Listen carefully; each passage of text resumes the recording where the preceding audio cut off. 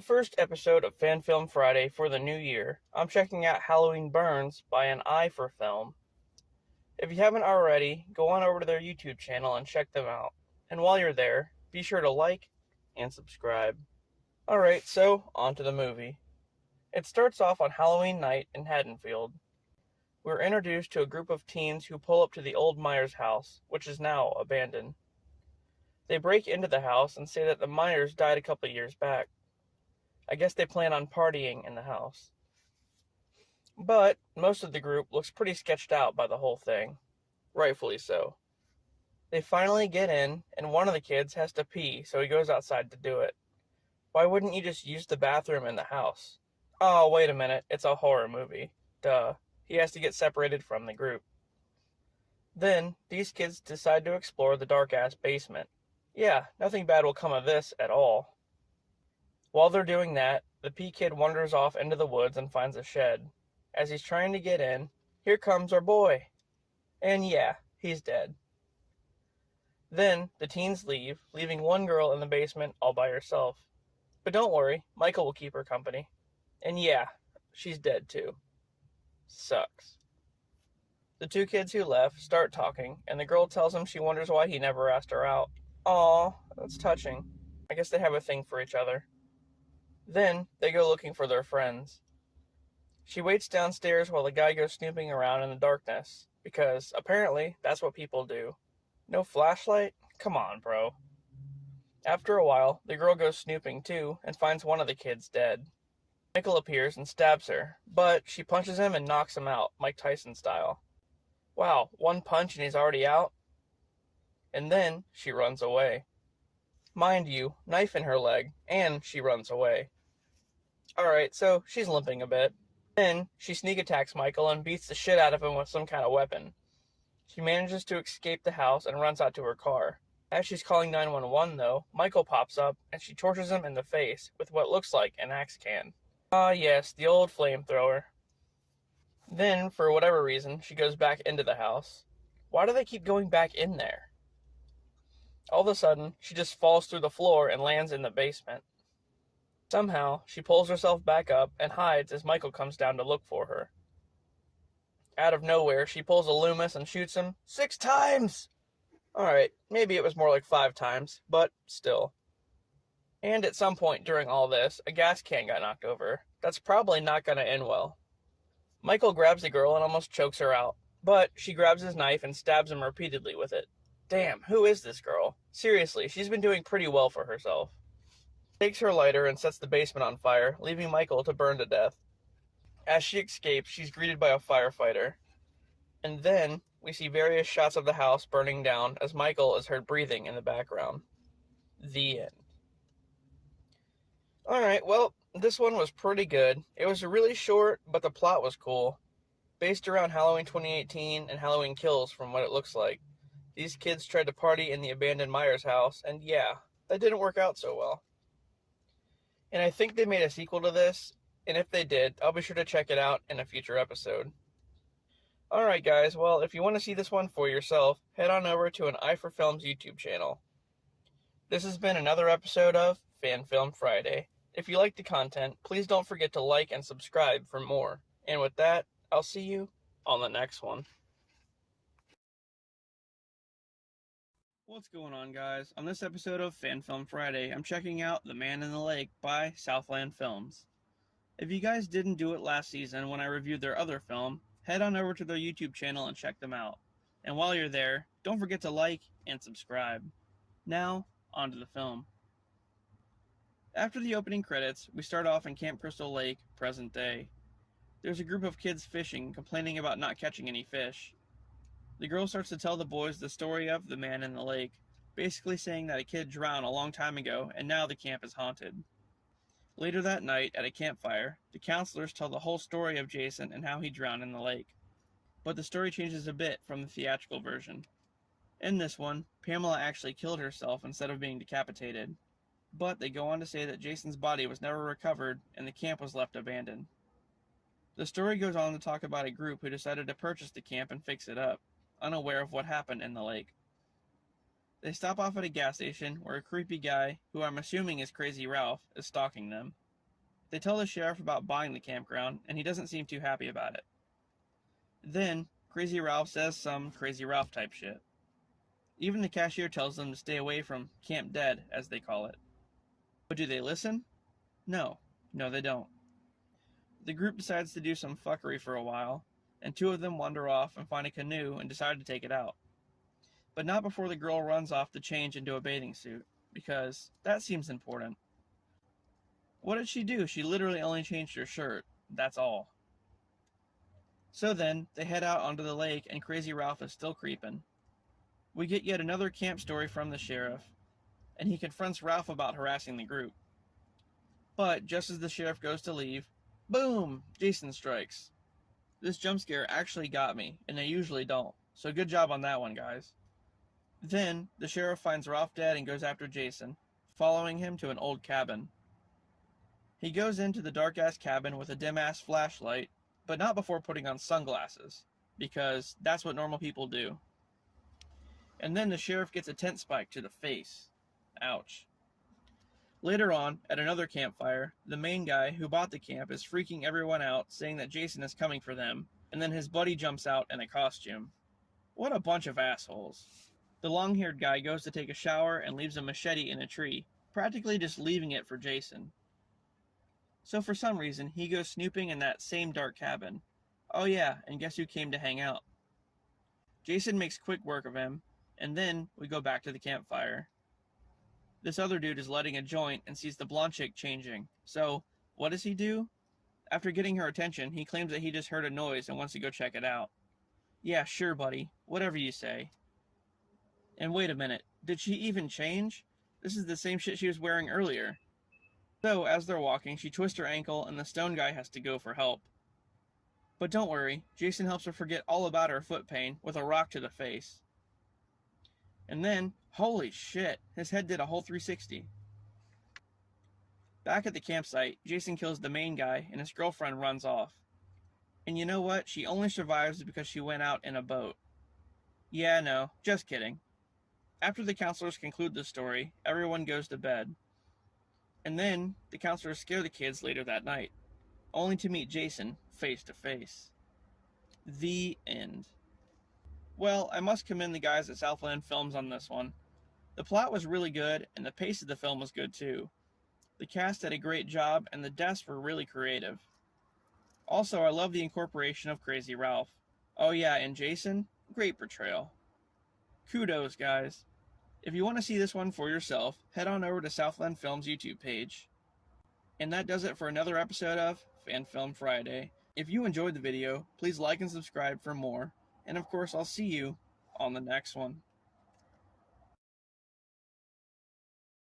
What's going on, guys? Welcome back to another episode of Fan Film Friday. On this one, I'm checking out Resident Evil Ladies in Red by T-Dude.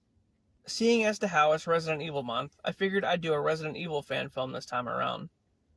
So like I said, this one's from T-Dude64. They do a lot of cosplays and con videos, so go check out their channel. And while you're there, don't forget to like and subscribe. This one starts off with Claire Redfield chasing Ada Wong through a facility. Ada has an umbrella briefcase and is trying to escape. All of a sudden, a zombie comes out of nowhere and she takes it out. Ada gets a phone call from someone, probably Wesker, asking her if she has the sample. Because, well, she's after the G-Virus. And just as she goes to leave, Claire stops her and they engage in a fight over the briefcase. It's a pretty intense fight. And just as things are heating up, zombies ambush them from either side and they're forced to work together. After taking down the zombies, Ada grabs the briefcase and heads out. But Claire's no slacker. As Ada is leaving, she realizes that Claire got the best of her, taking the vial out of the briefcase. The end.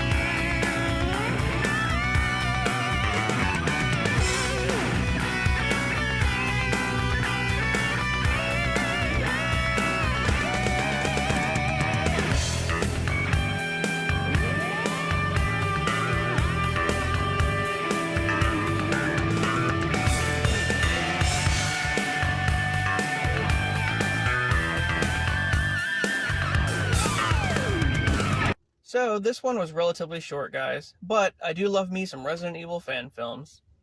This one had cosplayers playing as Claire and Ada, and they were pretty great. Claire chasing Ada through the facility for the G-Virus and getting ambushed by zombies? I love it. Great job, T-Dude. I hope you guys make another one. So, if you want to watch this one for yourself, head on over to their YouTube channel and check it out. This has been another episode of Fan Film Friday. If you guys liked the video, please like and subscribe for more. And with that, I'll see you on the next one. What's going on, guys? On this episode of Fan Film Friday, I'm checking out Halloween by CNT Films. That's right, another one. If you're not familiar with them, CNT is an awesome YouTube channel who makes horror movies. Last season, for some reason, I started with the third one and not part one. Don't ask me why. But anyway, on this episode, we'll be doing the very first film. And if you haven't already, head on over to their YouTube channel and check them out. While you're there, don't forget to like and subscribe. Alright, on with the show. The film starts off on Halloween 1998. A car is speeding around a neighborhood as Judith Myers is doing her makeup in her bedroom. The kid in the car turns out to be her boyfriend, who comes over to scare the shit out of her wearing the iconic mask. Just then, Michael walks into her room dressed as frickin' Ghostface and asks to go trick-or-treating, to which she declines and tells him to go by himself. Classic Judith. Her boyfriend goes outside, and Michael pops out and hits him in the head with a bat. Pretty brutal. After that, he goes inside and grabs a knife and puts on the good old Shatner mask. Then, I'm sure we all know what happens next. He stabs Judith. However, this one's a bit different because she actually makes it down the stairs and gets stabbed out on the front yard. We then get some text stating that Michael's baby sister was adopted after the incident and that Michael's whereabouts are unknown. Years later, in 2013, a girl is stumbling around when a passerby offers to help. But that wasn't the best idea because Michael is right behind them. Michael throws her to the ground and stabs the hell out of her. The other girl, who turns out to be Laurie Strode, runs from Michael and tries to hide out. But all of a sudden, Michael appears above her on the top of a picnic table and starts stabbing downward, similar to that scene in H2O. And finally, he catches up to her, and, ooh, no, I'm just kidding, that was all a dream. As she's wandering around the house, she finds a note left behind by her mom saying that she's gone for the weekend. So, what does that mean? Laurie's all alone. Is she going to set up booby traps for Michael like Home Alone style? Or is she going to throw a Project X party? Well, it's Halloween, so something's about to happen. As Laurie is heading to class, Michael goes to what I assume is his old house and digs up the old Shatner. Then, a bit later on, as Laurie's walking home, he plays an intense game of hide-and-seek with her. Man, he sure is good at that. Afterward, we meet this kid who's skating around town and just so happens to cross paths with the Shape. Michael just so happens to be lurking behind another tree. No big deal. He ends up slashing the kid and chasing him for what seems like miles. And he finally ends up at this house and tries to hide, and he successfully evades Michael. That is, until he trips over a leaf or something, and then, yeah, he's dead. A bit later on, Laurie picks up Tommy, who she's getting ready to babysit that night. As they walk home, they're confronted by Michael head-on, recreating that classic hedge scene from the original movie. And then, he just disappears. As they're getting ready for the night, Laurie's making popcorn while Tommy watches Scream. Oh, so you're letting this little kid watch Scream? Really? That's a great idea. But then again, I watched horror movies when I was that age, so whatever. As to be expected, Michael joins the party. And then, there's this weird time jump because all of a sudden he's at the neighbor's house where Laurie's friend Annie is babysitting as well. As the kid is minding their own business, Michael just walks right in and, oh, well, alrighty then. As Michael pursues Annie throughout the house, it's an intense chase. That is, until she just falls to the ground in the kitchen for no good reason. Like literally all you had to do was stand up and run. But, back to Laurie, she finds a weird package at her door containing some old photos, and then is suddenly called by Tommy, who is just freaked out. Yeah, probably because you let him watch horror movies. Then, Annie stumbles into some dead bodies and meets Michael face to face. Then there's this crazy scene where Michael actually goes after Tommy and kills him. He actually kills Tommy. Damn. When she doesn't answer the phone, Laurie goes to find Annie, and she finds a bunch of people dead all over the house, and Annie still somewhat alive. So she calls the cops just as Michael shows up for the final battle. But unfortunately, there's not one. Instead, Michael goes all Rob Zombie Halloween and shows her a picture of them as kids, trying to connect with her. And just like the other movie, Laurie just doesn't understand. So she runs and hides from him, and let's be honest, he's always going to find you. After a scene reminiscent of the closet scene from the original movie, Laurie finds a gun and shoots Michael a couple of times. She shot him! She shot him 6 times! And I think we all know, it's not over yet. He gets back up, and then she just shoots him right in the head. Okay, there. Now it's over. Oh, wait a minute, it's not? He just got up and walked away? Of course he did. The end. All in all, I think it was a great movie. They tried to recreate the 1978 film while still being somewhat original in certain parts. I like the girl that played Laurie. She played a really good part. And Michael was pretty savage. I mean, he killed a kid. That's pretty crazy. And the skateboard kid, he didn't stand a chance at all. TNT Films is 2 for 2 so far with these fan films. And if you want to see it for yourself, head on over to their YouTube channel and check it out. Or just check the link in the description box below. This has been another episode of Fan Film Friday. If you like the content, please don't forget to like and subscribe for more. And with that, I'll see you on the next one. What's going on, guys? On this episode of Fan Film Friday, I'm checking out The Fall of Camp Blood by Peter Anthony Productions. If you don't know him, he's an awesome YouTube creator that makes great horror movies. So, make sure you stop by his YouTube channel and check him out. And while you're there, don't forget to like and subscribe. On a previous episode, I reviewed another movie of his called Roseblood, so check that out in my description box below, and I'll link to the review I did for it. Anyway, let's get on to the film. Following the events of the final chapter, Camp Crystal Lake gets shut down. Before the camp can be demolished, a group of teens head to a cabin to clear it out, only to remember why the camp was closed to begin with. So let's get into it. The film starts off in July of 1984. The sheriff's department is on scene at the Jarvis's cabin, clearing out the bodies of the teens and Jason himself. After they load Jason's body up, the sheriff tells one of his deputies to make sure the ambulance never reaches the hospital and that Jason stays dead. As they head to the hospital, one of the paramedics is trying to resuscitate Jason in the back. The deputy unplugs the radio and puts a gun to the driver's head, making her veer off course. They head back to Camp Crystal Lake, and Jason comes back to life, killing the paramedic in the back. Then, he takes out the driver and the deputy. 1 year later, a couple's at Crystal Lake, and the guy is trying to explain Jason's backstory to the girl, who clearly believes that Tommy Jarvis was the killer. The girl gets excited by the story, and wants to go find Jason's grave, because that'll definitely end well. When they find it, there's already a guy there digging Jason up. So they run, only to come face to face with Jason. We get the title drop and then meet a new group of teens headed to the lake. The guy who was digging up Jason's grave turns out to be the brother of Rob Deere, who Jason killed in Part 4. He starts yelling at the sheriff about them covering up what they did with Jason's body. He throws a fit about Jason still being out there somewhere and leaves. The main guy, Steven, runs into the neighbor who he hasn't seen in a long time, and they catch up.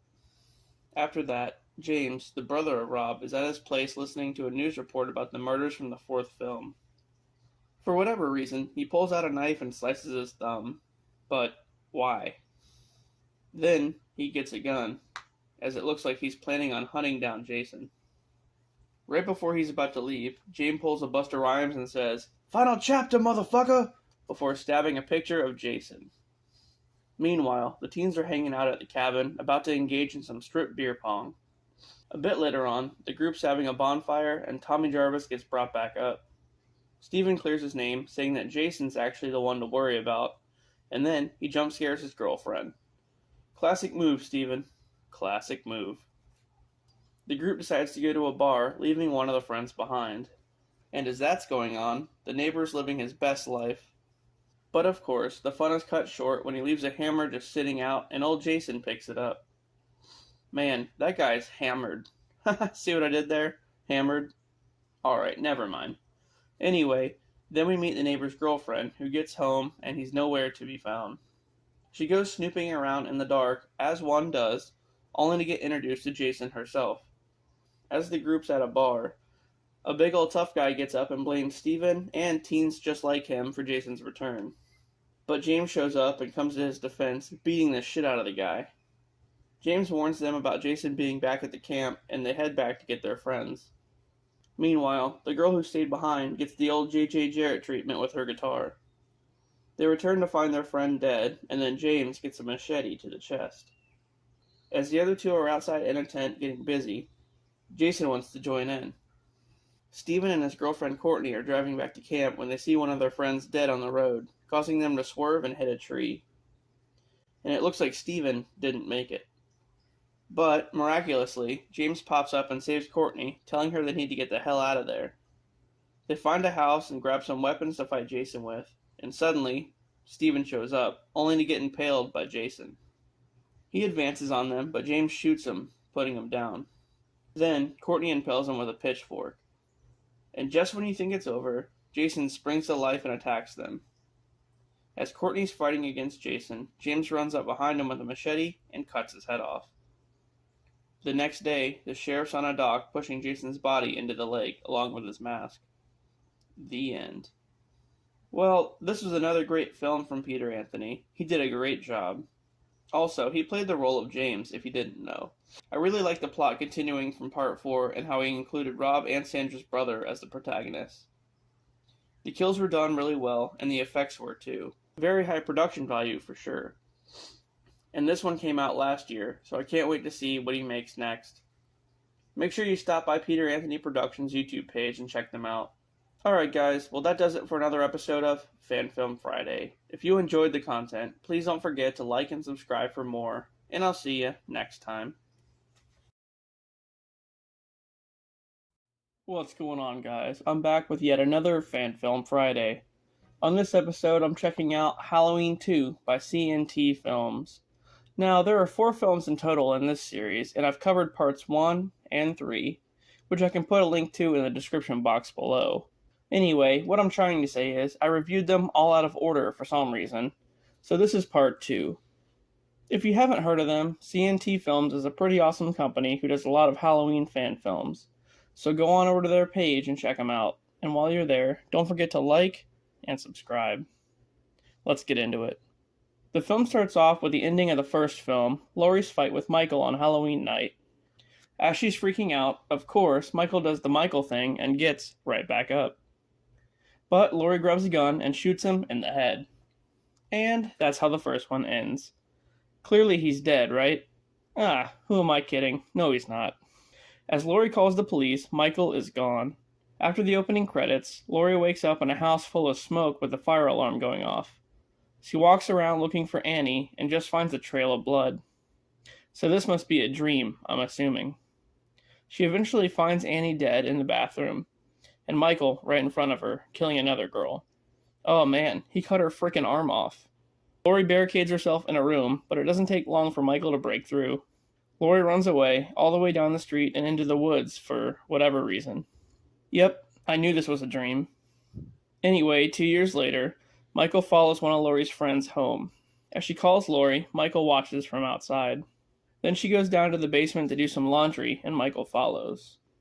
Meanwhile, back at Laurie's house, her mom left for the weekend, leaving her all alone. Oh, of course she did. And then we meet this group of kids who drive to the middle of nowhere. The driver gets out and walks around looking for something. He finds the remains of an old house, and Michael appears from behind a tree, creeper style. What the hell is this kid looking for?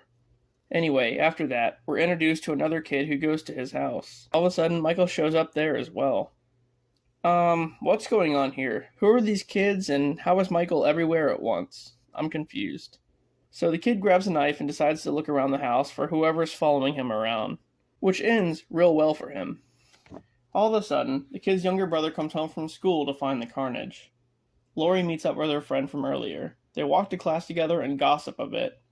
Then, a bit later on, they have a movie night and watch Scream 2. We jump to 2 completely different people watching the same movie, and suddenly, Michael's walking in the... Wait, is that snow? I'm not sure who these 2 people are, but Michael just walks right into their house. As one of the girls walks to another room, old Michael appears and breaks her neck. Still, who are these girls? Like, what's happening? The other one goes looking for her friend when... Ooh. And then she slips on ice, and Michael looks at her like, are you serious? She gets killed, and then Lori wakes up again. Wait a minute, was that a dream as well? I'm confused. What's going on in this movie? Anyway, she goes walking in the woods with her boyfriend, who I'm assuming is Ben Tramer. Possibly. They go to the swing set where Michael stalks them. Lori goes back home where she finds Michael watching her, but she just shrugs it off. Later that night, Lori's boyfriend comes over and they get drunk on wine and dance around. It's weird. I think they were supposed to pick her friend up from work, but they clearly forgot to. So she starts walking and gets in a car, but she's not alone. She gets away and Michael chases her to a train station. Forgetting how to open an elevator door pretty much spells the end for her. Like, he had so much time to get away. Really? He was like on the other side of the hallway. Never mind. Meanwhile, Lori gets a phone call from the police saying that they're looking for Michael and that Angel Myers is his contact, finding out that she's actually Michael's sister, Angel. The boyfriend's outside smoking when Michael arrives and attacks him. Then, Lori's friend shows up to the house and Michael follows them both down to the basement. They get out and run into a girl who's in her car trying to buy a quad of what I'm assuming is weed. Anyway, they get in her car as Michael approaches. The end. Wow, what a cliffhanger. Honestly, it wasn't that bad, but I will say certain parts were confusing. I mean, who were all the extra people, and what was going on with that kid looking around that house? Like, what's going on with that? There were a lot of characters being introduced, and it was kind of hard to follow the story, aside from all the Lori stuff. But overall, it was pretty good. If you want to see the full film for yourself, head on over to CNT's YouTube channel, or just check the link in the description box below. That does it for another episode of Fan Film Friday. If you guys enjoyed the video, please like and subscribe for more. And with that, of course, I'll see you on the next one. What's going on, guys? On this episode of Fan Film Friday, I'm checking out VOORHEES Night of the Beast by Lucid Lake Pictures, which is accompanied by Jason Pitts. If you haven't seen any of his videos, he does a lot of other cool fan films, so head on over to his YouTube page and check it out. And while you're there, don't forget to like and subscribe. Okay, now on to the show. The film starts off with a guy named Mark who's running from Jason. Jason ultimately catches up to him, and Mark gets stabbed, but manages to pull Jason's mask off, revealing it to be himself. Then he wakes up, showing that the whole thing was a dream. After that, his girlfriend Chrissy tells his friends that he hasn't been sleeping very well and plans to go to Camp Crystal Lake. Yeah, that's a pretty great idea. If you guys go there, he'll get some real good permanent sleep. Chrissy explains that something happened to him there a long time ago, and she's taking him there to face it. One of his friends, Paul, says it's not a good idea whatsoever. Yeah, I'm with this guy. And meanwhile, a guy who I assume is Creighton Duke is preparing a bunch of weapons to go after Jason alongside a team of bounty hunters. The group drives 4 hours to Crystal Lake and makes Mark wear a blindfold the whole time so he doesn't know where they're going. It's kind of fucked up. I mean, you're just gonna spring that on him? Hey, here's some more trauma. They stop off at a gas station and run into a local guy named Eddie, who serves as this film's Crazy Ralph, warning them against going to where they're going. Actually, he's Ralph's cousin. So they get to the lake, and of course, Mark is pissed when he finds out where they are. Duke's crew goes to the gas station and are told about the kids going to the camp. Then, this guy, who's the leader of the group, tells them all about Jason. Apparently, at this point, Duke's still like a protege and didn't even know who Jason was yet. And the guy tells everyone Jason's origin, which is an altered version with Pamela being a waitress at a diner, and her using the Necronomicon to bring Jason back after he drowned. Sometime later, 3 guys are camping out when they get killed by Bigfoot. Yep, that's what I said. Bigfoot. As that's going on, these 2 sneak away to have some alone time and, oh, wow, they actually showed her boobs. Alright. She starts beeping his boop and suddenly, whammy! Oh, wait a minute. Oh, what the That's crazy. That is crazy. And then Jason finishes the job. Back at the cabin, Mark is coming to terms with being dragged to the camp. His friend Paul suggests that he just leaves. Yeah, again, this guy knows what's up. The sheriff and deputy are staking out the area and mention that Jason never actually drowned, and that he's still out there somewhere. Then, the bounty hunters run into these weird kids who look like they're in a cult or something. Anyway, Duke and the other guy get attacked by Bigfoot. He runs into the road and collapses in front of Mark and Chrissy as they're leaving. And they're just super casual about finding a legit Sasquatch laying in the middle of the road, and they take it back to the cabin. The sheriff and deputy go to the cabin where Jason's waiting for them, and makes pretty quick work of both of them. Then the other bounty hunters run into him, and this guy challenges Jason to a knife fight. The bounty hunter gets the upper hand on Jason for a bit, and puts him in a sleeper hold. But this isn't WWE, so yeah, Jason just stabs the guy. The bounty hunter chick stops by a tree for a quick rest, and BAM! As the group's deciding on what to do with the Sasquatch, Duke shows up to finish it off. But it wakes up and bitch slaps the shit out of Paul. And then, Jason confronts the group outside and Duke lures him away, vowing to send him to hell for killing the leader. Yeah, that's another callback to Part 9. Jason uses his X-ray vision to find a girl hiding behind a tree and chops her right in the head. And as he walks away for some reason, he steps on the license plate of the Creeper's truck from Jeepers Creepers. Huh, that's pretty weird. Anyway, Mark, Chrissy, and Duke run into Jason, and he gives Mark a big hug. Chrissy freaks out, and instead of leaving, runs directly into Jason's arms. But Duke saves the day. Mark dies from being hugged way too hard, and then the battle finally ensues. Bigfoot shows up to fight Jason, and it's a pretty intense battle. Ultimately, Jason prevails. And after that, Chrissy gets bitch slapped by Duke. All of a sudden, Jason gets ambushed by more Sasquatches. Damn, they just came out of the woods and fucking attacked him. Jason tries to throw the machete in defense, but it gets thrown right into Chrissy's back, just as Jason gets torn apart. The next day, back at the gas station, Duke vows to go after Jason and send him to hell once and for all. The end. Okay, well, that was really good. The special effects were cool, and the film quality was really up there. It looks like he spent a lot of time and money on this one. And of course they used the Part 7 Jason, which is my favorite. I was a little bit skeptical about the whole Bigfoot thing, but it turned out to be pretty badass. But of course, my favorite scene was... Oh no, I'm joking. No, I'm not. Anyway guys, head on over to Jason Pitt's YouTube page and watch the movie for yourself. It's pretty good.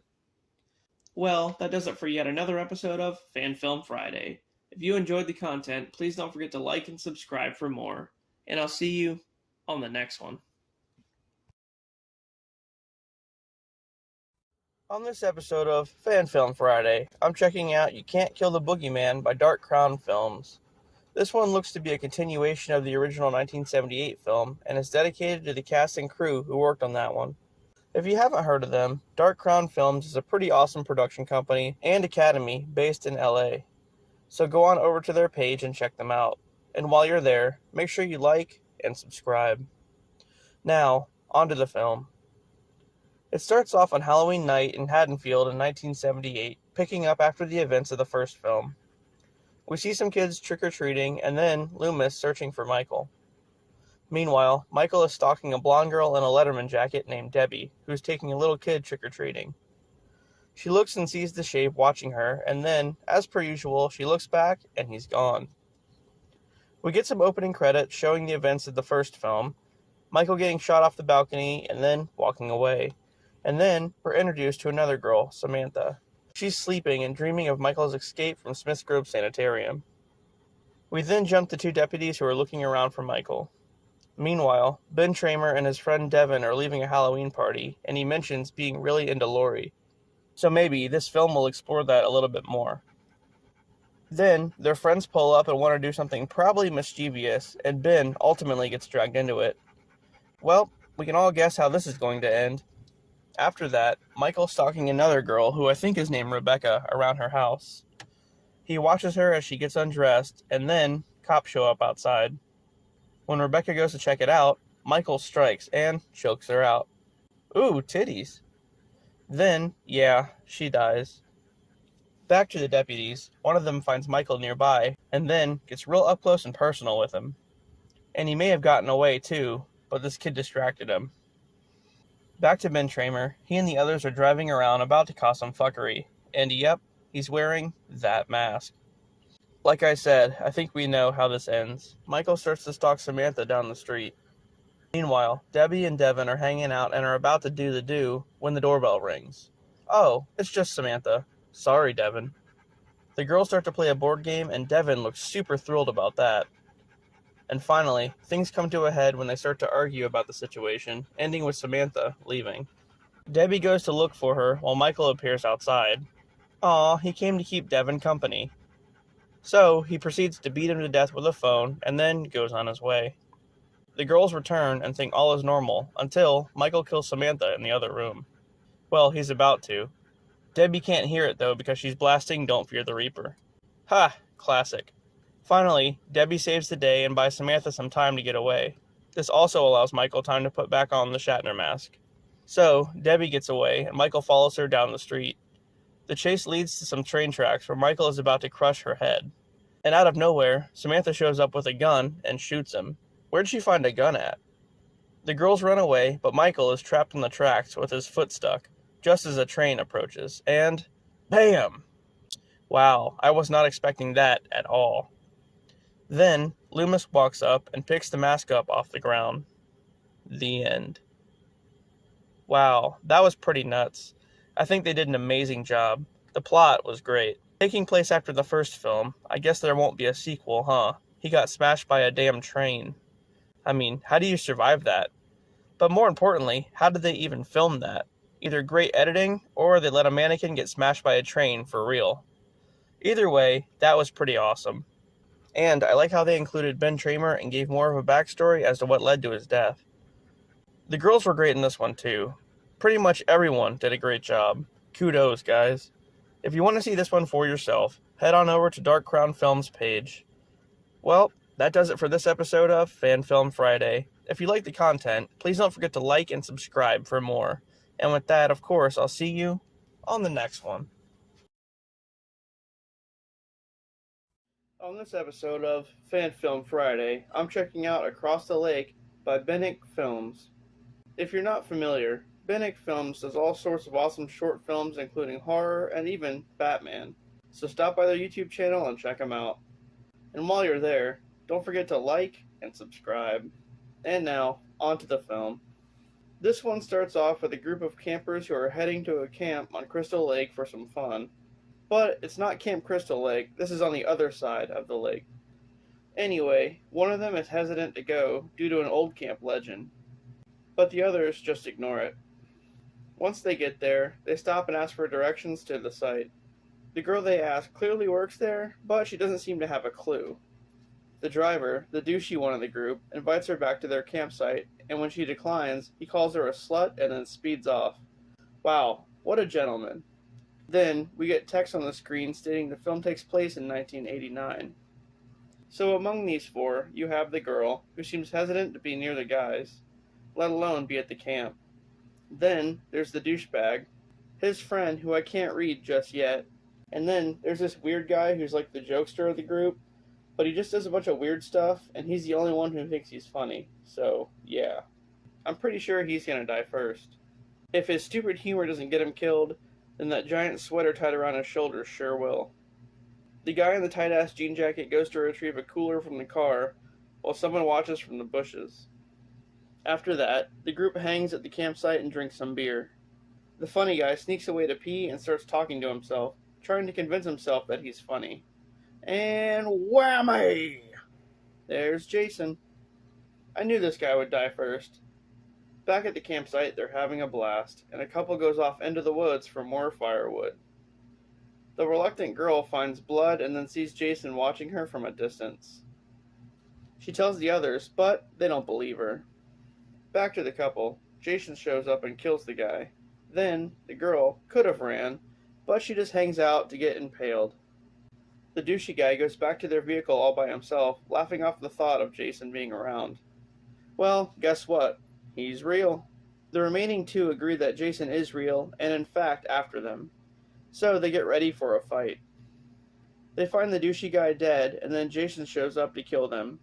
The guy tries to fight Jason off, but ends up getting axed to death. Then, the girl almost gets away in a car, but Jason pops up in the back seat somehow and does her in. And there you go. No survivors. The end. Well, this was a good one. The plot was alright. A group of campers just trying to have a good time, and it gets ruined by Jason, systematically killing them off. Classic. If you want to see this one for yourself, head on over to Bennick Films YouTube channel or just check the link in the description box below. Alrighty then, that does it for another episode of Fan Film Friday. If you guys enjoyed the content, please don't forget to like and subscribe for more. And with that, I'll see you on the next one. On this special October Horror Fest edition of Fan Film Friday, I'll be checking out Happy Halloween by Can't Pictures. If you're not familiar with them, Can't Pictures is a company that makes pretty awesome films. They've done Halloween and even a Spider-Man film. So go on over and check them out. And while you're there, don't forget to like and subscribe. This one takes place 10 years after the death of Michael Myers, where Haddonfield is terrorized by a new masked killer. Huh, that sounds pretty interesting. Well, on to the film. The film opens up with a guy named Daniel walking through a neighborhood. He gets home and lays down, only to start having visions of Michael Myers. Then he's visited by a friend, or maybe his landlord, Will, who tells him he's late on the rent yet again. So, is Daniel living in Will's house? Because there's clearly a drawing of Will on the wall behind him. Anyway, Daniel only comes up with part of the money, so Will tells him he has to be out by Thanksgiving. After that, Will goes walking through the woods and sees Michael following him. But it can't be Michael, because Michael's dead, right? Just then, Michael walks away and Will leaves. Once he returns home, Will talks to his girlfriend's daughter, I'm assuming, about the three of them spending Halloween night together. And there's Michael.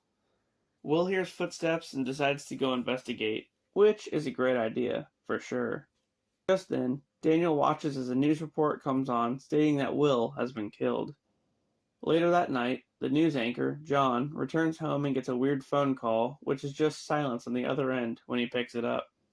Then, he's also greeted by the Shape. John thinks it's his wife or his girlfriend trying to scare him, but it's not. So the Shape kills John and then just stands there. Back at Daniel's house, he's confronted by Michael, who then chases him throughout the house. But luckily, Daniel hides and Michael moves on to another guy named Greg.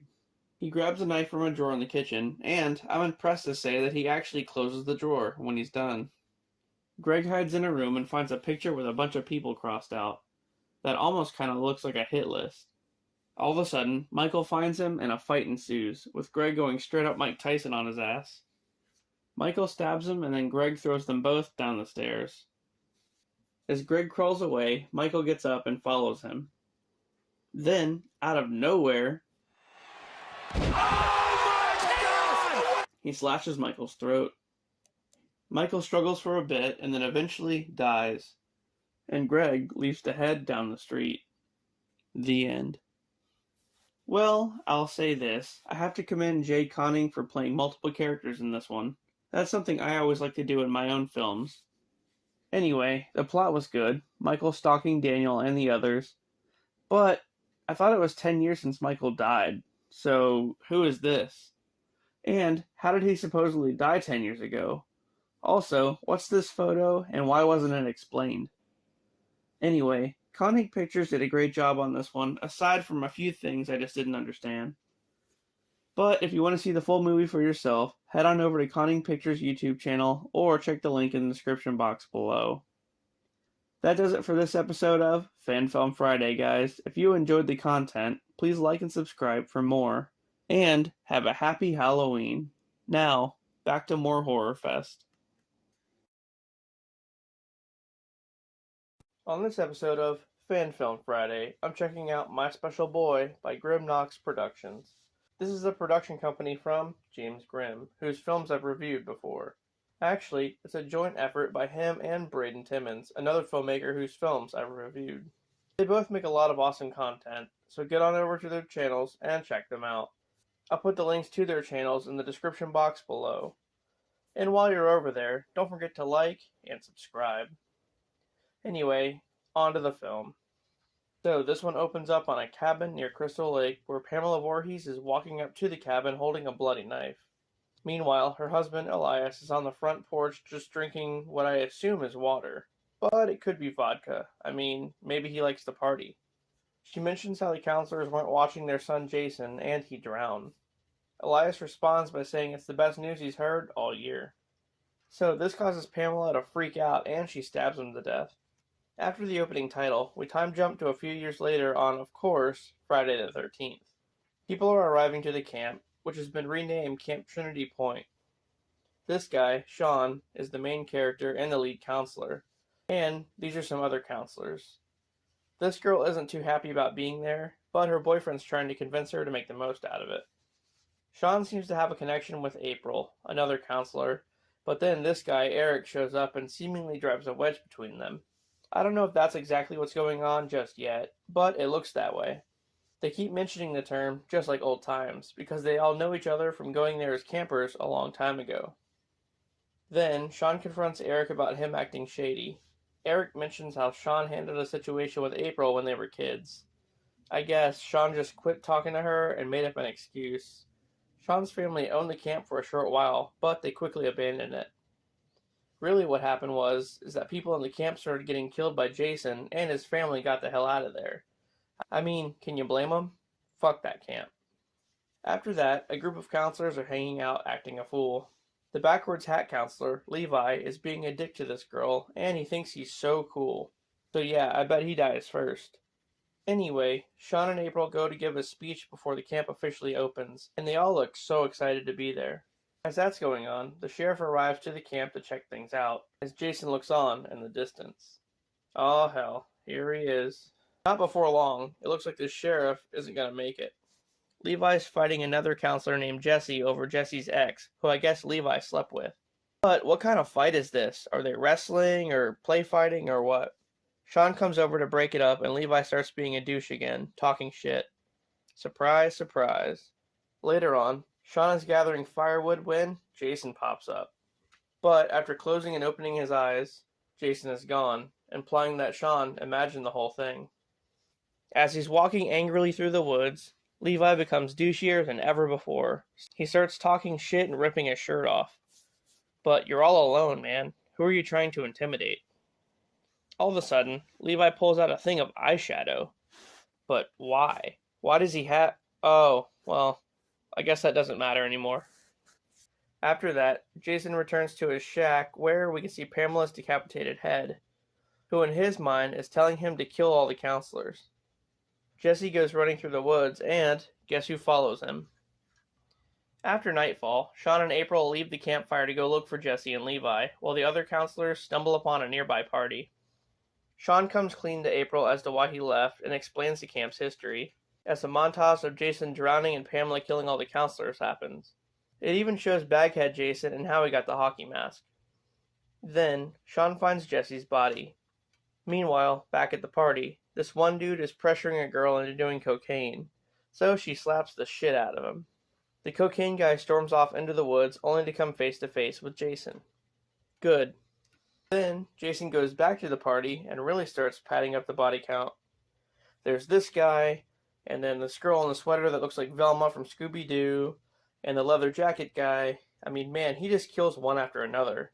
Even the two counselor chicks are dead. This dude's alive, but he's messed up pretty badly. Meanwhile, April's back at the fire with some others when, BAM! This chick gets an axe right to the chest. The two survivors, Eric and April, get chased to a barn, where Eric hits Jason in the back with a chair, WWF style, allowing them to get away. Then, Sean appears and confronts Jason with an axe, and the final battle ensues. However, they both drop their weapons and decide to fight MMA style. And just as things are looking grim for Sean, Eric saves the day. But after slashing Jason with an axe, Jason takes out Eric. April tries to help, but almost ends up dead herself, until Sean can bury the axe in Jason's head. The next day, Sean and April are in the midst of dumping Jason's body in the lake, when... yeah. After that, we get a mid-credit scene of a deputy showing up to the camp, but he drops a bottle of liquor on the floorboard and crashes his car. After getting out to check the damage, Jason is waiting for him. The end. This one was awesome. Not only did it have both Braden Timmons and James Grimm as directors, but Tom Matthews produced it. That's pretty crazy. The plot was awesome, and so were the effects. I can only hope that these two work together in the future for a sequel. Anyway, if you want to see the film for yourself, head on over to Grimnox Productions channel. or click the link in the description box below. And that does it for another episode of Fan Film Friday. If you guys enjoyed the content, please don't forget to like and subscribe for more. And with that, I'll see you on the next one. On this season finale of Fan Film Friday for 2023, I'm checking out The Shape by CCC Entertainment Group. If you haven't heard of them, they do a lot of other awesome horror content on their channel, so go on over and check them out. And while you're there, don't forget to like and subscribe. Now, onto the film. This one starts off with a girl driving around on a rainy night. After the opening credits, we get a title screen stating that it's Halloween. The girl, Nancy, is going to her brother Jake's house. It seems as though they're a bit estranged and haven't spoken in some time. He makes a comment on how tall his son Chase got when his wife Lily walks in the room, and she's just rude as shit to Nancy. Lily actually looks a little bit like Jennifer Tilly to me, just a little bit, so that's pretty cool. Anyway, as it turns out, it's their grandma's birthday. Happy birthday, Grandma. You rock so much. You are so cool. Yeah, that. Things get heated pretty quick when Nancy makes a comment about Lily. I think she said something or other about her fucking the whole town. So clearly, these two don't like each other. And we can tell that something happened to Jake and Nancy's mom, and for whatever reason, they blame Nancy. So after the argument, Chase storms out into the night. Yeah, I can see where this is going. While Jake catches up to talk to him, the grandma checks on Nancy. She tries to make Nancy feel better by talking about her own brother, which apparently she hasn't mentioned before right now. So that's a bit sketchy. Oh, wait a minute. Is this Grandma Lori? Is that where we're going? Oh shit, what a twist. But then, she says her brother's name was Donald. Oh, okay, never mind. I thought I had something there. She also mentions that Donald died in a car accident a long time ago, just like Nancy's mother did. So, I'm thinking Nancy was alienated from the family because they all feel that she was responsible for the death. But, just when we think we have everything figured out, old Grandma drops another bomb. Donald's daughters are Lori and Judith, and his son is Michael. Well, shit. Okay, so this is Lori's aunt. Wow. Meanwhile, Jake and Chase are still talking outside when Michael shows up. Despite Chase's efforts to fight him off, Michael makes quick work of the both of them. Back inside, Nancy tries to bury the hatchet with Lily by making her a martini, but she just ends up sitting on the toilet for a long time. Michael makes his way in and ends up killing Lily in the kitchen. But Nancy is none the wiser. She's just living her best life. After a while, she finds blood all over the floor and has a run-in with the Shape. Jake shows up to save the day and engages in a game of fisticuffs while Nancy gets the hell out of there. Yeah, that's cool, Nancy. Just leave him to die. So, Michael kills Jake, for sure this time, and goes after Nancy. He chases her to a barn where she could easily just escape, but instead she falls and seemingly breaks her ankle. Yeah, that looks pretty bad. Oh, and there's another twist coming. So Nancy runs into Grandma, who's alive and well. Out of nowhere, she starts talking crazy, basically saying that her family needed to die because they didn't appreciate Nancy, and that her and Michael can be her new family. Weird stuff. So anyway, Nancy freaks out and runs away. As that's going on, some guy, who I'm guessing is a friend of the family, shows up to Grandma's house to find the massacre. Lily's on the bed naked, with slut written on her and blood. But why would Michael write that? Oh shit, look, it's Jake. He's still alive. And he thinks this guy is Michael. So, what does he do? He kills him with a machete. Nancy runs into two guys in a truck and asks for help.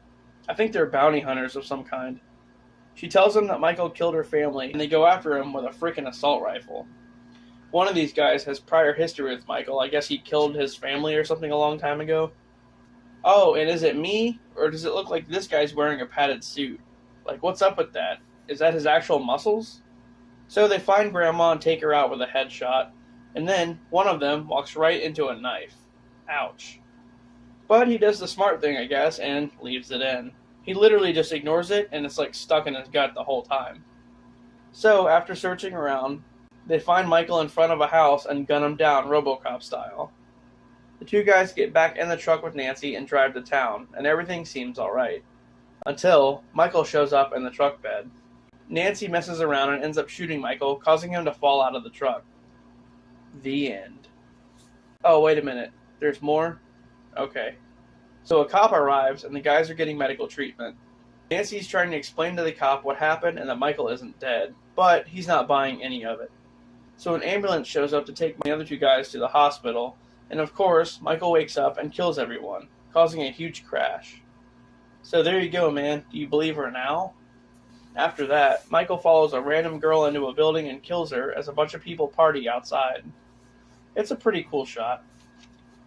Nancy and the cop go back to Grandma's house to look for Michael, and she finds her dead. Then Michael shows up to have a standoff with Nancy. It ends with her pretty much tripping over nothing and knocking herself out. Meanwhile, the cop goes into the house and runs into, guess who? Jake.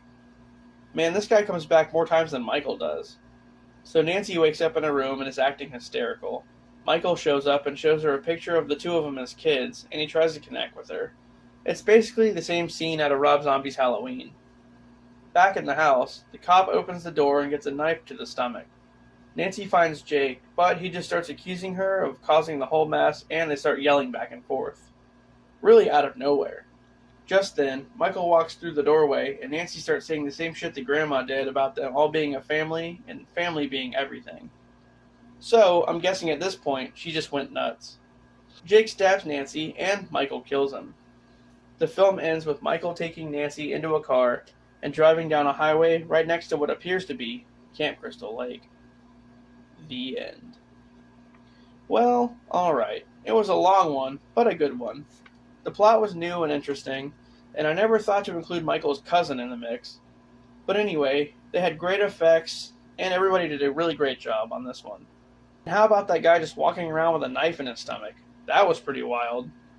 I like the whole grandma angle, and how Nancy was pretty much like on the fence about everything, but ended up, I guess, becoming the grandma at the end.